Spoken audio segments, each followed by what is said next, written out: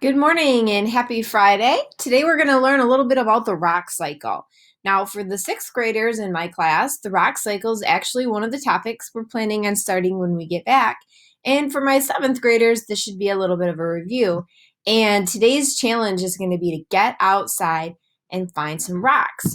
So the rock cycle is basically a really cool graphic that tells us about where rocks come from and how rocks really just come from other rocks through a whole bunch of constructive or building and destructive or destructive, like breaking down forces in the crust. So there's three main types of rocks: igneous, sedimentary, and metamorphic.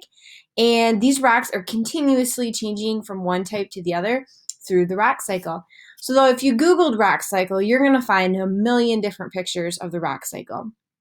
And they're all correct. You can actually map the rock cycle in a different way. So I'm going to show you a few pictures. This is probably one of the simplest rock cycle pictures. I've used this in my class before. Igneous rock is really just cooled magma.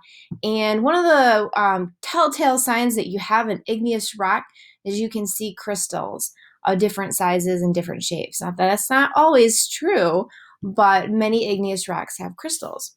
Weathering and erosion can break down any rock into smaller pieces and sediments. And so a sedimentary rock is usually made up of bits and pieces of smaller rocks that have been broken down. And you can have very tiny grains, grains of clay, up to big boulders that have been cemented together. And then the third type of rock is a metamorphic rock, which, although they formed really deep within the crust, they can actually be brought back to the surface over time. And they are just rocks that have been squeezed really, really hard, and the crystal structure changes. So an igneous rock can become a metamorphic rock, sedimentary can become metamorphic rock, and you can actually squeeze a metamorphic rock enough that it becomes a different kind of metamorphic rock. And eventually, under enough pressure and heat, can turn to magma. So here's another picture of the rock cycle. It's the same information as in the picture prior, but with a few different extra words. And this one shows a volcano, which is how a lot of our igneous rocks get to the surface. Very, very similar, only in this picture, I really like that they show some close-ups of different rock textures, and that might help you today when you go out hunting for some rocks. And this one really shows it more like a circle or a cycle that's never ending.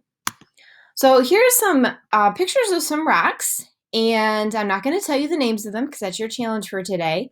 And I know you can't look at page 148 in your book, but there's some really great rock identification web pages out there. But I'm just going to point out that this rock right here has some pretty visible crystals, and that would tell me that it's an igneous rock. Now you might be looking at this one saying, oh, this has some bits and pieces in it too. But if you look carefully, they actually look like little pebbles or pieces of smaller broken up rock. So this would be a sedimentary and this would be an igneous. Now this rock has really distinct stripes, and oftentimes under a lot of heat and pressure, minerals line up in stripes. So this would be a metamorphic rock. Okay, this has a little bit smaller pieces or grains. This would be a different kind of sedimentary rock.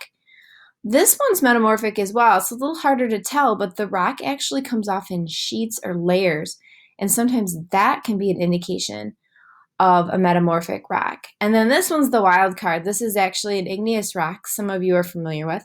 It cools so fast that there's actually no crystals at all. So I'm going to post this link in day 5 activity. I'm going to challenge you to go out and try to find one of each type of rock. And for a further challenge, see if you can get online and find an identification. So if you just want to list 3 types of rocks that you found, you can send me pictures. You can even just Google and list 3 types of rocks: 1 igneous, 1 metamorphic, and 1 sedimentary. Have fun, and don't be afraid to get outside today, even if it's a little yucky or cold or rainy. It's good to get some fresh air. Have a good weekend.